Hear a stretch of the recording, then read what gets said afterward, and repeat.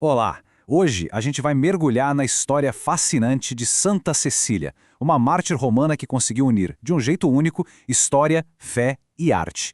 É uma história que mostra como o silêncio pode, de repente, virar a mais bela música, e como nossos talentos podem ser instrumentos para algo muito, muito maior.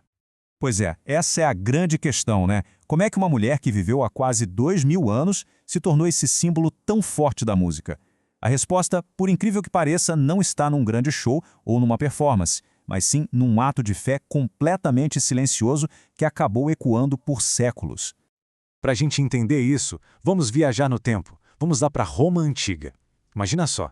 Em meio a todo o poder, a toda a cultura pagã do império, vivia uma jovem nobre chamada Cecília. E dentro dela existia um conflito gigantesco.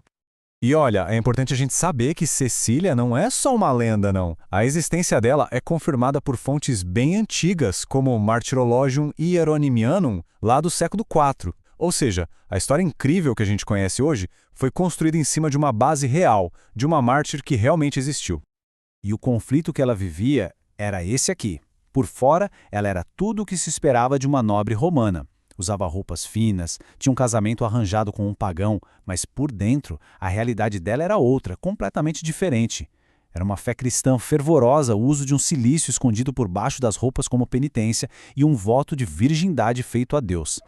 E essa tensão toda chega ao ponto máximo justamente no momento mais público da vida dela. Imagina a cena, a festa de casamento de Cecília.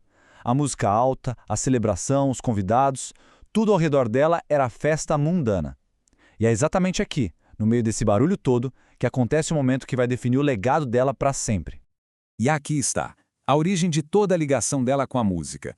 Não veio de algo que ela fez para todo mundo ver, mas de uma oração silenciosa, interior. Enquanto a música do mundo tocava, a tradição diz que ela cantava em seu coração somente ao Senhor. É essa imagem, essa ideia tão poética, que fez dela a padroeira dos músicos. Bom, uma fé tão intensa não ia ficar guardada para sempre, né? Vamos ver agora como essa força interior começou a transbordar e a transformar a vida das pessoas ao redor dela. A começar pelo próprio marido, logo na noite de núpcias. Pensa na coragem de uma revelação dessas. Na noite de núpcias, ela não só conta para o marido sobre o voto de virgindade, como também fala da presença de um anjo guardião. É um ato de honestidade absurdo que coloca o marido dela, Valeriano, diante de uma escolha que mudaria tudo. E Valeriano escolhe acreditar. O caminho que ele percorre é impressionante. Ele vai atrás da verdade, encontra o Papa Urbano, se batiza e, quando volta, vê com os próprios olhos o milagre que Cecília tinha prometido. As coroas de lírios e rosas são um símbolo lindo da pureza e do martírio que esperava por eles. A fé de Cecília foi como uma onda. Primeiro, o cunhado dela, Tibúrcio, também se converte. Depois, os dois irmãos começam a arriscar a própria vida para ajudar outros cristãos. E a fé deles era tão contagiante que até o oficial que deveria executá-los, um homem chamado Máximo, acaba se convertendo. A casa de Cecília vira basicamente uma igreja secreta. Mas é claro que todo esse ativismo cristão em plena Roma pagã não ia passar despercebido. E é isso que nos leva ao clímax dramático da história dela, o confronto final com as autoridades romanas. E aqui, um detalhe importante. A principal fonte que a gente tem sobre a vida dela são os Acta Sanctae Ceciliae. Esse texto é classificado como um romance piedoso, o que significa que, apesar de ser baseado em pessoas reais, a narrativa é feita para inspirar a fé e não para ser um registro histórico certinho, sabe? A perseguição, comandada por um prefeito chamado Turcius Almarrecius, veio com tudo. Primeiro o marido e o cunhado dela, Valeriano e Tibúrcio, foram mortos. Depois, o próprio oficial que tinha se convertido, Máximo, também foi executado. Com toda a sua rede de apoio destruída, a próxima a ser presa foi Cecília. A primeira tentativa de matá-la foi pensada para ser discreta. A ideia era sufocá-la com o vapor da casa de banho da própria casa dela. Assim pareceria um acidente. Só que, segundo a história, a tentativa falha de um jeito milagroso. Ela teria saído de lá sem nenhum arranhão.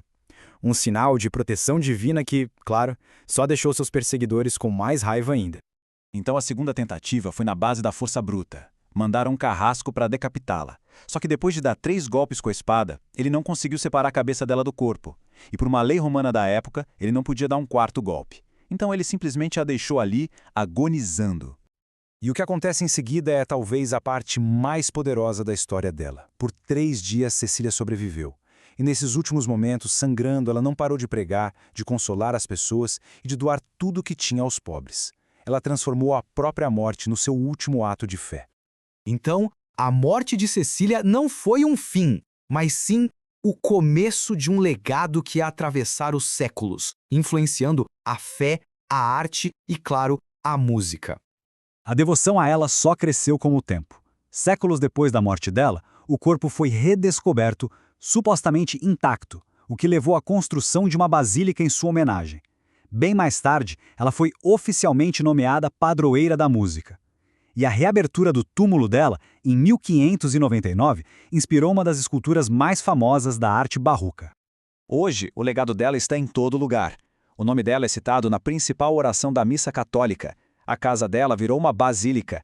A história inspirou obras de arte icônicas. E, claro, ela se tornou o grande símbolo da música sacra no mundo todo.